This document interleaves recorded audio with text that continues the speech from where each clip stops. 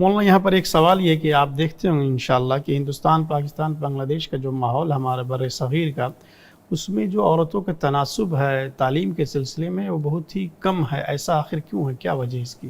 میرا خیال ہے کہ تعلیم کا تناسب کم ہونے کی وجہ اسباب کی کمی ہے، جی ورنہ یہ نہیں ہے کہ بنگلہ دیش، ہندوستان، پاکستان یہ تعلیم کے مخالف ہے۔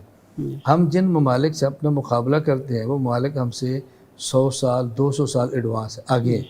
تو ظاہر ہے جو 200 سال سے خواتین کو پڑھا رہے ہیں، جب ہم مزید 200 سال پڑھائیں گے تو ہو سکتا ہے ہمارا تناسب ان سے بھی آگے چلا جائے۔ ہمارے ممالک تو پسماندہ ممالک تھے، وہاں تو اسباب نہیں تھے، کالجز نہیں تھے، یونیورسٹیاں نہیں تھیں، اسباب وسائل نہیں تھے، اس لیے پیچھے ہیں۔ ورنہ جب تناسب دیکھیں گے مزید 100 سال بعد تو ہو سکتا ہے ہماری خواتین کی تعلیم ان سے بھی زیادہ۔ جی جی، لیکن چونکہ جیسا کہ آپ نے ذکر فرمایا، ایک اسباب تو یہ ہے کہ ہمارے پاس وسائل کی کمی تھی، اور کیا آپ یہ سمجھتے ہیں کہ وہاں پر جیسے مردوں کے لیے انتظام کیا گیا، بڑے بڑے ادارے ہیں ہندوستان، پاکستان، بنگلہ دیش وغیرہ میں، مگر اس طرح کے اداروں کی کمی کیا آپ محسوس کرتے ہیں؟